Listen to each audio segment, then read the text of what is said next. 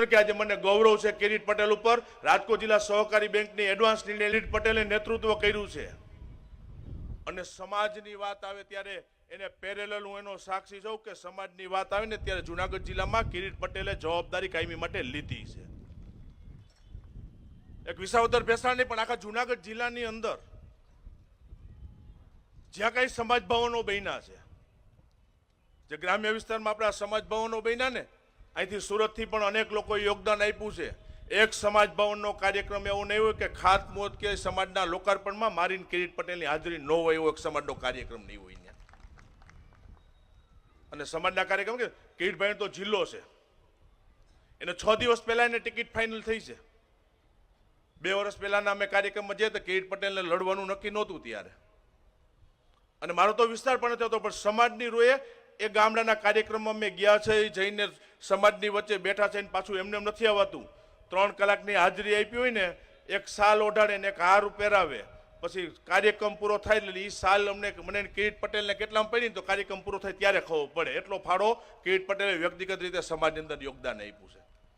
અને તમે એવા વ્યક્તિ ઉપર કેવી રીતે આક્ષેપ કરી શકો? અને જે કંઈ હરીફ પક્ષના ઉમેદવારો લડવા માટે આવ્યા હોય અને બતાવો તમે ક્યાંય પણ તમને કામગીરી કરી હોય વિસ્તારની અંદર, જે તમારો પક્ષ લઈને તમે નીકળ્યા છો ત્યાં તમે કામગીરી તમારા પક્ષનો દાખલો આપો। બાકી આ વિસ્તારની અંદર કીધું કે મજબૂત નેતૃત્વ કિરીટભાઈના રૂપમાં મળવા માટે જરૂર છે। મને ભરોસો છે, હું વિધાનસભા આખી સંભાળું છું। આ વિધાનસભાની હું જવાબદારી સંભાળું છું। કિરીટ પટેલની જીત 110% નક્કી છે, નક્કી છે, નક્કી છે, અને રથને કોઈ રોકી શકે એમ નથી। કીધું કે ચૂંટણીનો માહોલ એટલે 19 તારીખ સુધી આ ચાલશે। 19 તારીખ સુધી આ બધું ચાલવાનું। 19 તારીખે સાંજે 6 વાગે જે 2 મહિના પહેલા દુકાનો ખુલી હતી ને, 6 વાગે તાળું લાગવા જઈ રહ્યું છે। આ તો બધા તકવાદી માણસો છે, એનો લાભ હોય તો દુકાન ખોલવાની। નકર 2012માં પણ વિસાવદરમાં ભારતીય જનતા પાર્ટી નહોતી જીતી, 2017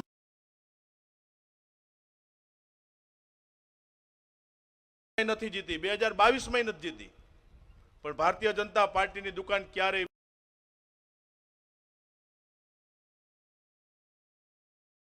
બંધ થઈ નથી। પરિણામ ગમે તે આવે, બીજા દિવસે સવારે લોકોની વચ્ચે રહીને એ ભારતીય જનતા કાર્યકર્તાઓની ફોજ ભારતીય જનતા પાર્ટી છે, એની જવાબદારી અમે લીધી।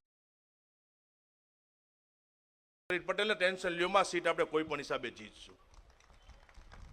મારી આ ચૂંટણીની તો તમને સૌને એક અપેક્ષા છે, વિનંતી કરું છું કે આપણા વિસ્તારની અંદર મજબૂત વિસાવદર બનાવવા માટે, વિસાવદરના ભવિષ્ય માટે આ વખતે ભારતીય જનતા પાર્ટીને આપણે મતદાન કરવાનું છે, અપીલ કરવાનું છે। જે કંઈ ગ્રામ્ય વિસ્તારની અંદર તમારા સગા સંબંધીઓ રહેતા હોય એને અહીંથી ફોન કરીને પણ કમળના નિશાન ઉપર 19 તારીખે જબરજસ્ત સમર્થન આપો એવી વિનંતી કરવા તમારી વચ્ચે આવ્યા છીએ। વિશેષ કાંઈ નથી કહેવું।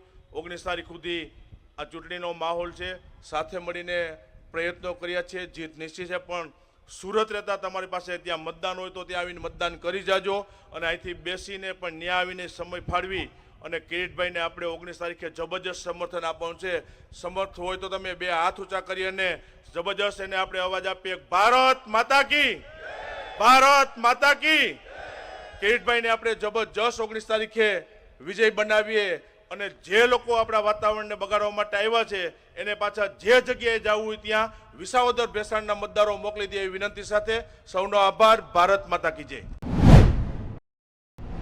તો આપ સૌ આપણા ગામમાં આવી તમે ભારતીય જનતા પાર્ટી માટે કમસે કમ 6 દિવસ આપો, અને એક આપણે સંદેશો આ વખતે આપીએ કે દર વખતે આ વખતે આપણે પણ વિકાસની દિશામાં વિસાવદરને લઈ જવાનું છે। અને મારા વતી તમે ત્યાં આવી અને મતદાર ભાઈઓને ભરોસો આપશો કે 2.5 વર્ષની અંદર હું ચૂંટાઈશ તો એવું કોઈ કામ નહીં થાય કે જેથી મતદાર ભાઈ બહેનનું માથું નીચું ઝૂકી જાય, એવું કોઈ કામ અમારા દ્વારા કરવામાં નહીં આવે।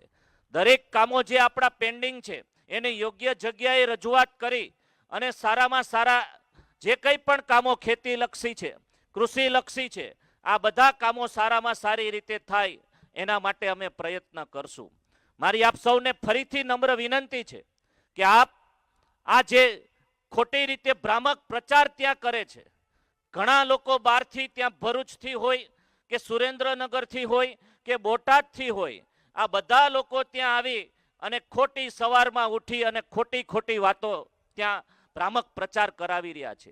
આ લોકોને મુંહ તોડ જવાબ આપવા માટે આજે અમે આપ સૌ સમક્ષ એવી અપીલ કરવા માટે આવ્યા છે કે તમે તમારા ગામની જવાબદારી લો, કારણ કે તમારું પણ ત્યાં ક્યાંક ને ક્યાંક યોગદાન છે. અમે જે રીતે હમણાં વાત કરી કે આ વિસ્તારમાં જ્યારે જ્યારે સમાજના કોઈ નિર્માણ થયા હોય, કોઈ પણ જ્ઞાતિના કોઈ પણ કાર્યક્રમ હોય તો અમે એમાં સાથ અને સહકાર આપ્યો છે.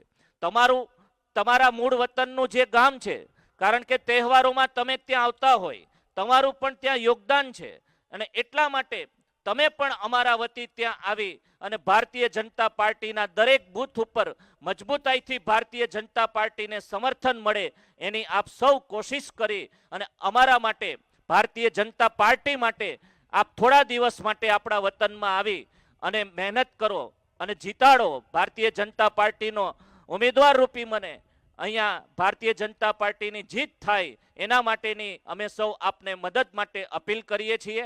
આપ સૌ આટલી મોટી સંખ્યામાં અહીંયા ઉપસ્થિત રહ્યા.